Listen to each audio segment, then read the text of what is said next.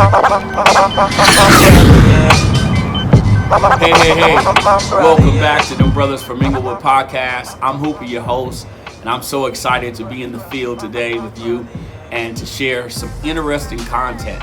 But before I introduce the subject, I'm going to ask if you would like, subscribe, share, ring the notification button so that you'll be abreast as to every time we air an episode. This is a really special time for me because we're in spring, approaching the summer of 2024, and wow, it just seems like the new year just happened a month ago, and how time is just progressing and moving forward. I also want to say thanks for just being patient with us and sharing the content and getting the word out, because we want to monetize this situation and hopefully get onto other platforms, and we can collaborate and do a lot of different things that we envision doing. So before I really go any further, I want to say this too. There is a huge importance for community, urban community, not in a derogatory way or in a segregated way, but I just think that it's been time for us to come together as urban Americans, black, brown,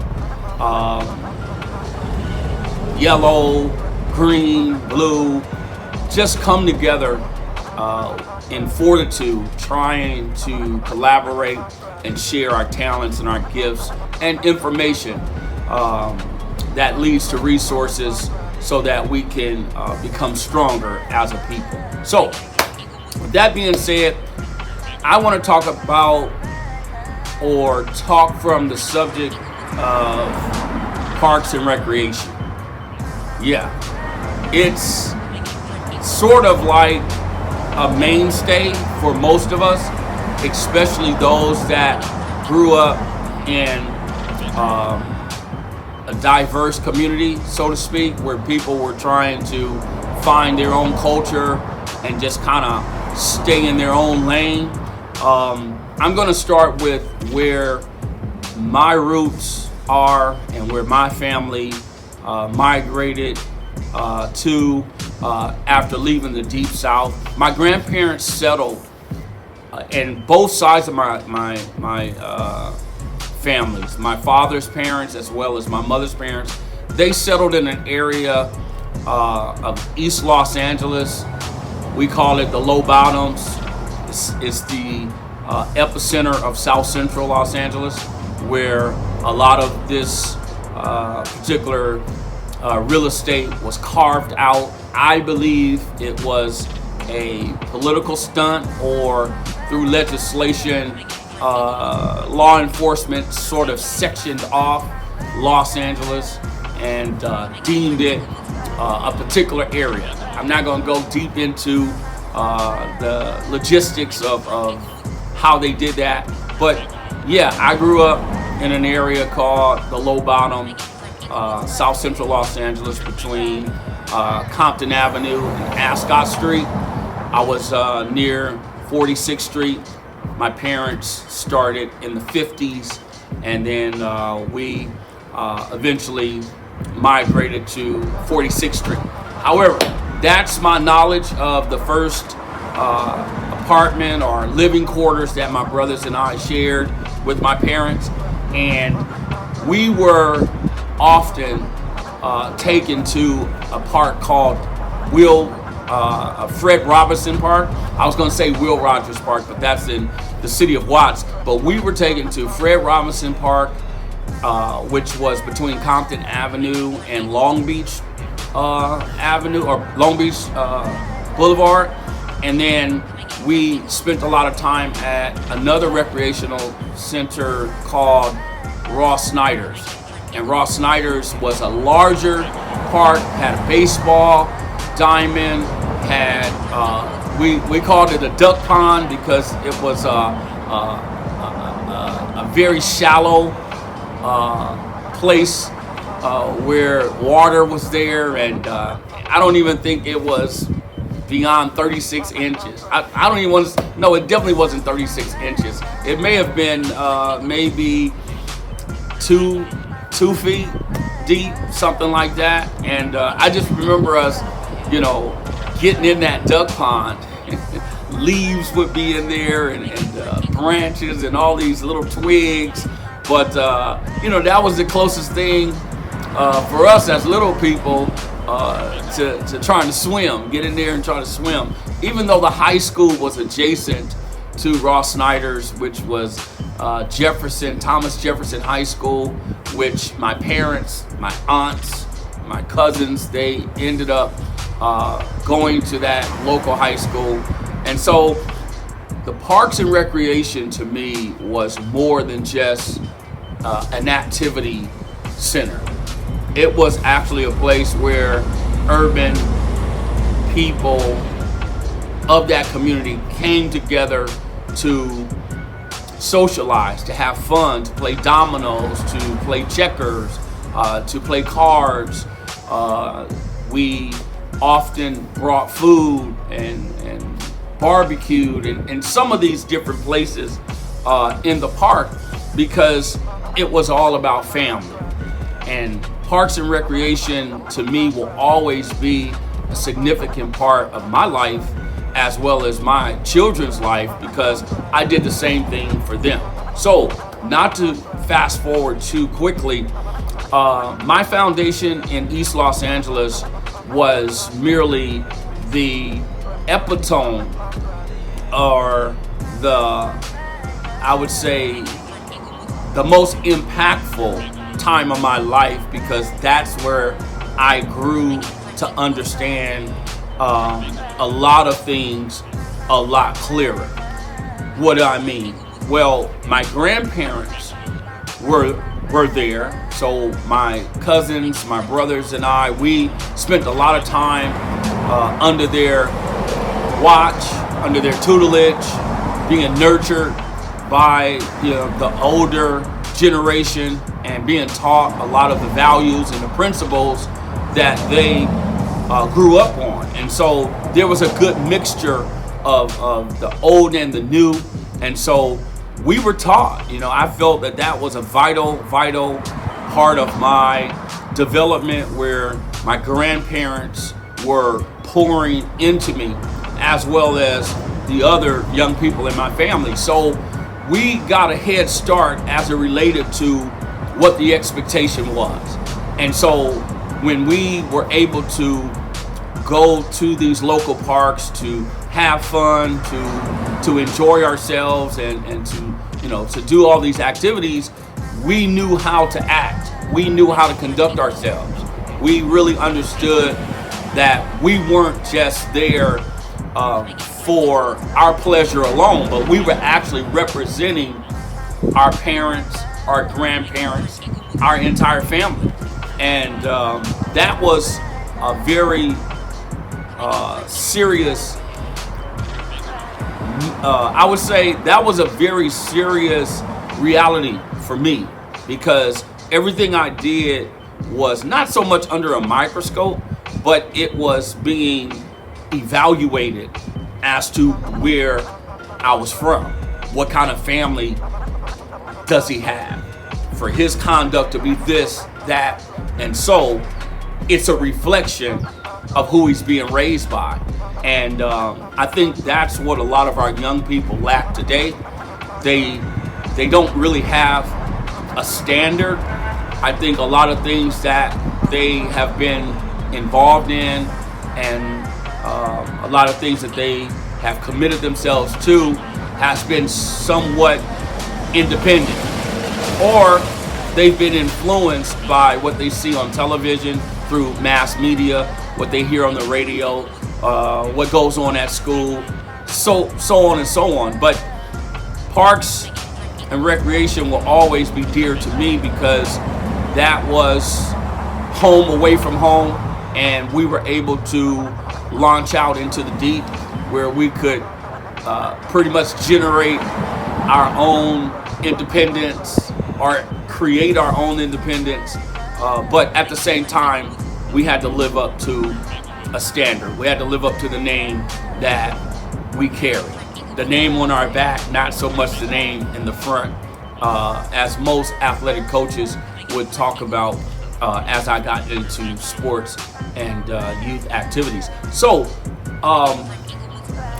Fred Robinson Park, Ross Snyder's Park, and the middle school, Carver Junior High School, which is near McKinley and Central Avenue in East Los Angeles. I spent a lot of time there too.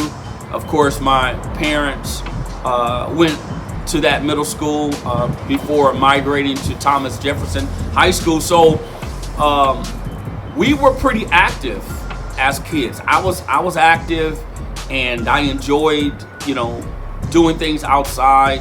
And when we went to these facilities, we had to act accordingly. I saw many guys being reprimanded, chastised for their actions, and even disciplined to the point to where they were suspended from that particular park. They couldn't come back into the gym, or they couldn't come to the playgrounds and things like that because of their behavior for a certain amount of time. Some guys, they were banned, maybe they did something really, really disrespectful, and they were not allowed to come back to that park. But what also comes to my mind is they had activities after school for us.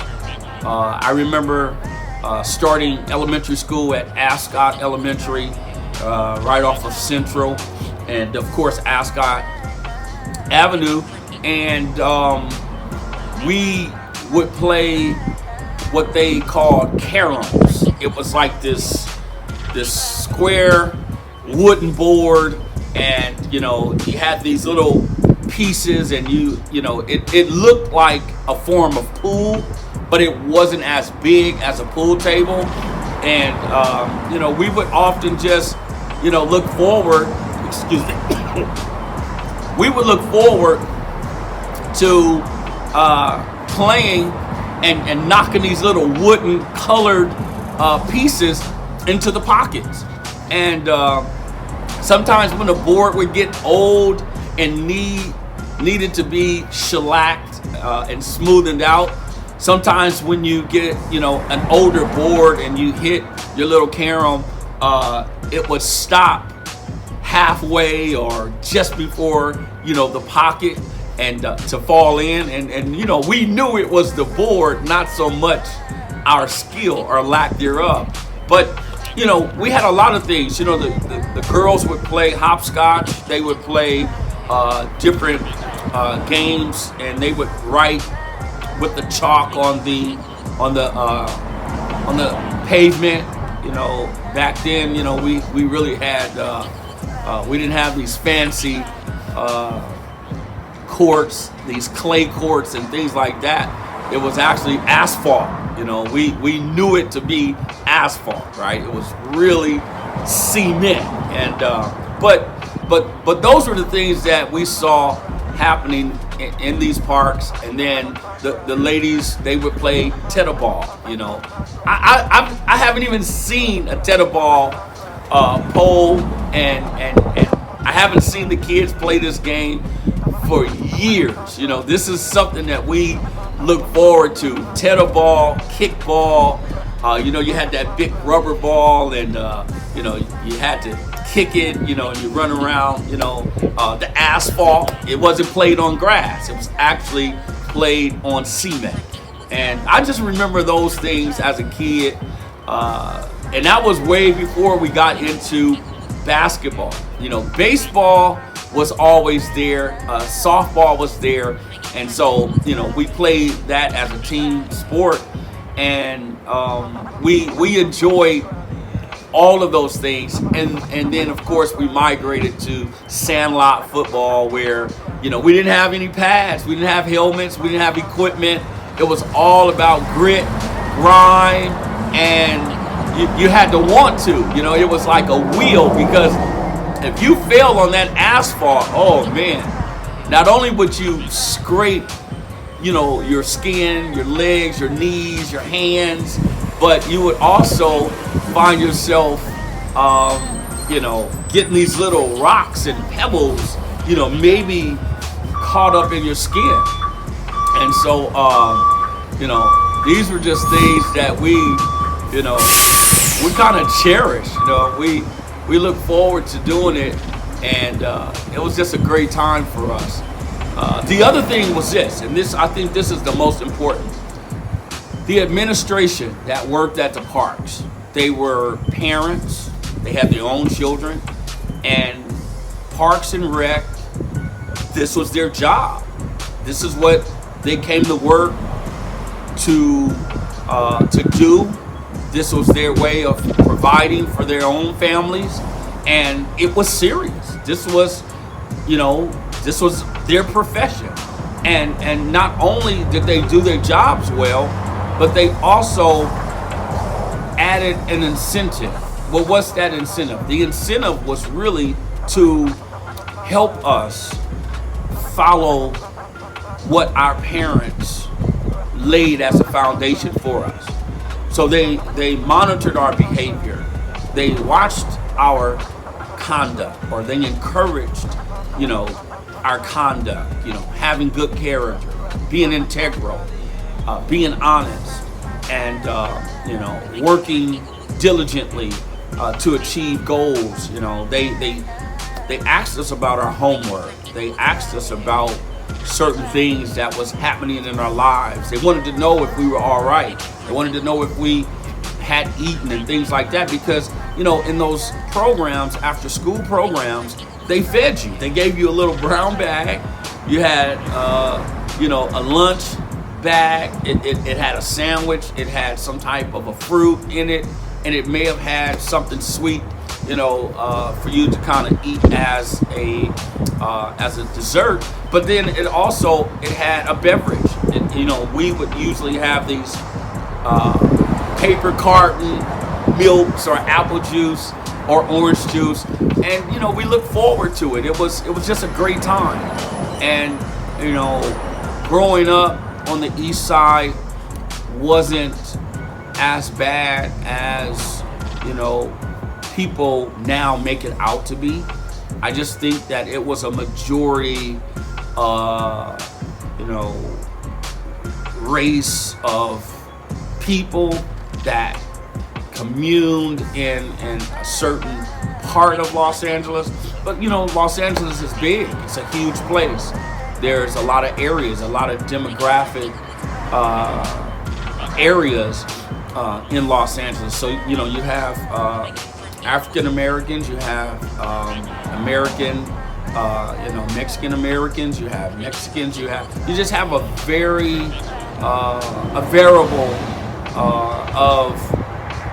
of concepts there that make up, this melting pot. California has always been diverse. California has always attracted people from all over the country, as well as foreign countries. We just have a lot of diversity. So does New York City. But moving forward, I think after having a foundation in East Los Angeles, growing up with my grandparents and my cousins, and being familiar with that community, having so many urban businesses where you saw a lot of entrepreneurship too. It coincided with the Parks and Rec situation. And so when we migrated over to Inglewood, which was in around 1974, I believe, I was a first grader, and I was attending Butlong Elementary School at the time of my transfer. And we came over to Inglewood, and we settled in the hundreds. I lived on 107th and Doty Ave, just beyond Prairie, and the high school was right up the street. Of course, Morningside High School, where I graduated, but the elementary school was Center Park. Center Park Elementary School is where I started my education on the west side. Now we're on the west side, what they call the western suburb. And at that time, yes, we had quite a few Caucasian neighbors, and that community was still not as diverse as it became, because in '74 we had neighbors that were of Caucasian descent, and eventually they moved. So I would say around '77, most of those white families or Caucasian families had sold their homes and moved other places. A lot of them went further into the South Bay, like Torrance and Hawthorne, maybe even Redondo Beach, Manhattan Beach, places like that. And then others went further. They went to Orange County. They went to Anaheim. They went to not Thousand Oaks, I'm sorry. They went to Irvine, and just different places. And that's what happened. We call it the white flight. But it didn't just happen in Inglewood. It happened all over the country. Regentrification took place, and it's back now. It's here. I go and visit my mom, who still lives in Inglewood to this day. I go and visit her, and I see a lot of Caucasian brothers and sisters in that community. Walking their dogs, exercising, jogging, doing all sorts of things, shopping in the local, at the local merchant places, and so in the marketplace, it's diverse. But just to summarize my experience on the west side, I'll say this: it was different in culture. It was also different in the aspect of resources. There were more resources on all levels, not just activities, but when it came to education, when it came down to, I would say, business, all sorts of things were made available on the west side. Maybe, those areas were better economic based, or it could have been that it was just a whole different arrangement.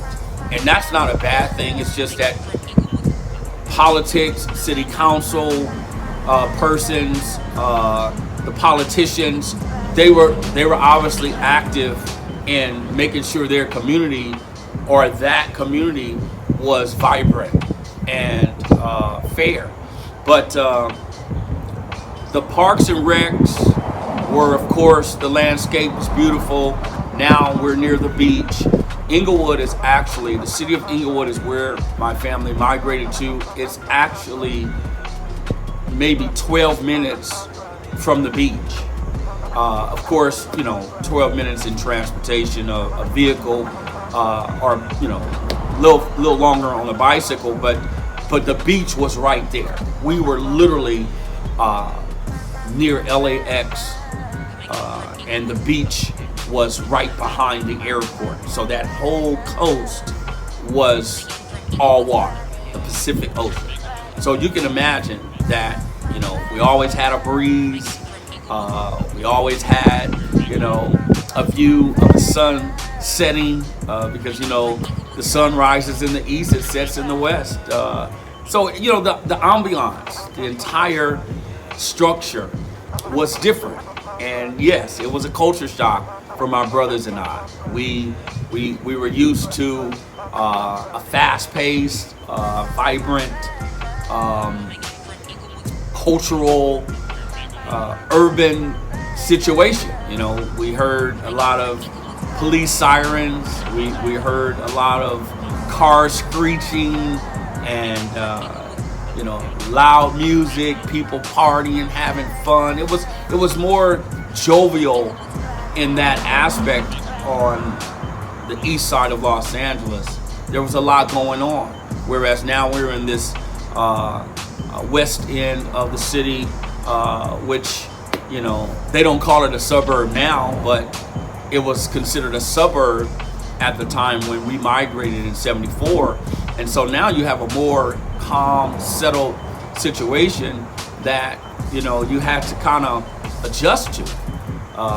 My friends were majority African American. We had a few, we still had a few white students. We still had a few, Latinos, Spanish, people of just Spanish descent. But, we settled in, and then we got into the parks and recs there. We went to Darby Park. That was our home park. Darby Park was the side of the city that, me and my friends really gravitated to. There was another park that we also played at, which was called Rogers Park. They're known for just a slew or a vast community of athletes. That was the basketball community that many talented players went over to hone their skills. We were much younger, so we were adolescent youth trying to go through that process of playing Parks and Rec to get to junior high school and eventually high school and play for one of the notable schools. We had Inglewood High School, which was a great program, and of course Morningside High School, where I attended. We were equally talented and known for having historical basketball programs. A lot of professional athletes have come out of the city of Inglewood and have come out of both high schools. I don't need to really get into who came out, because I think the history speaks for itself, but I'm very proud of Morningside High School, which, by the way, they're going to be closing, or allegedly they have established a time frame that they're going to close my historical school. And so that saddens me. That really hasn't resonated with me, because I don't want to see it happen. We are very rich in tradition of athletics and just experience. A lot of things took place in our community, and we're a family. And so that saddens me to even think about and mention to you. But I just kind of wanted to help you understand how Parks and Rec really shaped my life and got me on a career path. The foundation that was laid in my home by my parents, I thank God for. I appreciate so much, because with that foundation I was able to strengthen it by going to these different places to learn principles, techniques, concepts by other adults, and it taught me team orientation. And so that's why I'm here today. Basketball is a great love of mine. Football, of course, is probably my greatest love when it comes to sports. I think gymnastics and football was like everything to me. Basketball was fun. It still is fun. It's hard to go out here and get a pickup football game. And a lot of people always ask me that now that I'm much older. And I don't play competitively anymore. I play within myself. I play to exercise and just do cardio and just have fun with it. And if some of you all want to know, I can still shoot. Yes, the jumper is still wet, but I have fun with it, and I do it for cardio. I do it just to stay moving.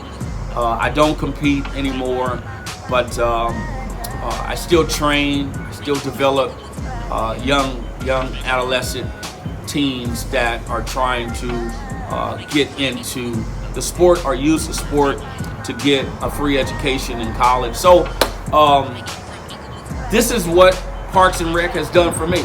And so I want to ask that you guys will chime in, that you will give us some feedback. Let us know what you think about this subject about Parks and Recreation, because I'm sure that we all can relate and that you have stories of your own. So I'm going to bring this car to a stop, and I'm going to ask if you would like, subscribe, share, ring the notification button so that you will be abreast as to when we're airing the next episode. Thank you so much. I hope that this has been an interesting topic for us to discuss, and I just wanted to share those things with you because it's just been on my heart. And I think since I'm here and the sun is out, I'm gonna go over here and probably get up about 500 shots. I can still do it. I can still get up 500. But yeah, thanks so much. Take care. I'm out.